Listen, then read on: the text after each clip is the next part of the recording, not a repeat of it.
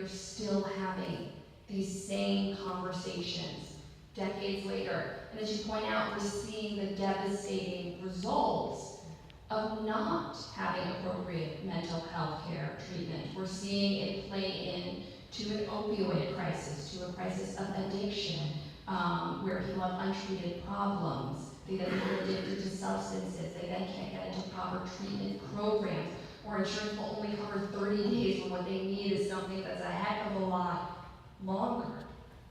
So, let's add it to the list of incredibly important issues that we need to be talking about. But, and what I want to point out, I guess, to everyone here is, we've brought together a cross-section of our community. 20-something people in a room, and we've discussed. A while ago, my father was diagnosed with stage 4 base of the tongue cancer. It was pretty much uncurable. It's very rare. Essentially, anyone who had contracted it before, well, not contracted it, but had it, passed away, unfortunately. We were fortunate enough to have family behind us to support us. We also had a fantastic doctor that was aware that we weren't able to pay all of that for all of his treatments, and he was like, look, you don't have to pay all this right now. You don't have to pay this much. You don't have to pay like that. That helped us a lot. And I had a lot of health complications when I was born. Like getting strangled when I was born because of the umbilical cord. That's a common issue, but mine was pretty severe. And then I had inguinal hernia issues, and healthcare is a big part of my family, like having it being affordable, how it works. But my biggest thing is just single payer. So I know that my family supports single payer healthcare, the premiums and all that. Like that's a big thing for our family. So, and I just, I try to read up as much as I can with politicians, but there's so many nowadays. I just wanted to know, what were your opinions on single payer, and just things like that. So, my opinion is that I think every person in this country deserves healthcare coverage. I believe in universal coverage. I have yet to see a single payer bill that explains how we're going to transition a sector of the economy that counts for 1/6 of our economy to a single payer system while actually effectively controlling costs so that we're not passing along massive deficits to your kids, to the next generation.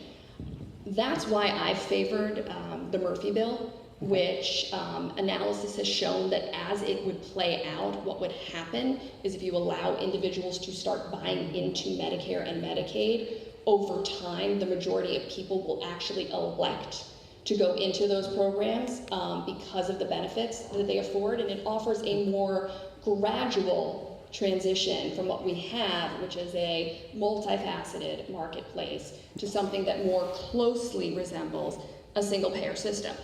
But I also want to point out that even countries where we talk about single payer, they aren't truly exclusively single payer. There are often private insurance markets that operate alongside some kind of basic government guarantee of health care. So when I talk about the issues, I try to get away from the jargon that has become so common in our political discourse and just get down to basics. What do we want to ensure? We want to ensure that every single person in this country, regardless of their age, regardless of their income, regardless of whether they have pre-existing conditions or not, has the basic kind of coverage that they need to ensure that they're getting proper preventative medicine, and that if they get sick or have a catastrophic injury or an illness, that they're going to be covered for that as well, and they're not going to encounter financial devastation. And if we look at it like that, in terms of the ends we're all trying to achieve, in terms of trying to get money in terms of the approach that I take to engaging with people in our community versus the approach that's taken by Brian Mast. I understand that I have something to learn from everyone in our community. I understand that the issues that are talked about in Washington aren't just esoteric policy issues, these are folks' lived experience. Healthcare is literally people's lives. And that's why I make a point of taking so much time to go out in the community, to listen to people's stories, to learn from the experts, to read the kind of research that you're sharing. Because I think we should expect that our representatives are going to have listened to their constituents and be informed. And the fact that we have a healthcare system that so stigmatizes treatment, that oftentimes even when there is coverage, people are discouraged from even going out and seeking appropriate care because they're afraid about the implications if their family finds out, if their employers find out, if their friends find out. We need to have an open discussion about mental health problems and how they're affecting our community and how we can expand treatment and ensure that there is parity in mental health care coverage.